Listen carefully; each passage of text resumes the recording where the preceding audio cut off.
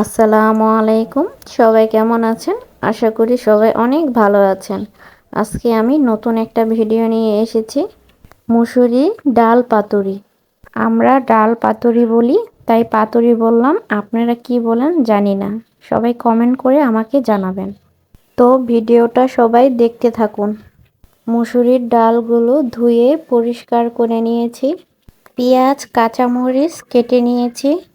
এখন চুলার উপর কড়াইটা বসিয়ে দিলাম।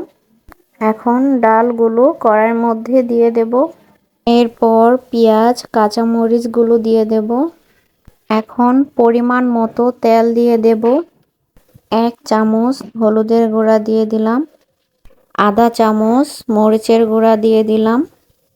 পরিমাণ মতো লবণ দিয়ে দিলাম। পরে লবণ চেক করে লাগলে লবণ দিয়ে নেব। এখন সবগুলো নেড়ে চেড়ে ভালো করে কষিয়ে নেব। কষানো হয়ে গেছে, এখন পরিমাণ মতো পানি দিয়ে দেব। এখন ভালো করে নেড়ে চেড়ে সিদ্ধ করার জন্য ঢাকনা দিয়ে ঢেকে দেব। ডাল বলক এসে গেছে, এখন ঢাকনাটা উঠিয়ে নেব। আবারও একটু নেড়ে চেড়ে দেব। ডাল সিদ্ধ হয়ে গেছে, এখন ধনিয়া পাতাগুলো ডালের মধ্যে দিয়ে দেব।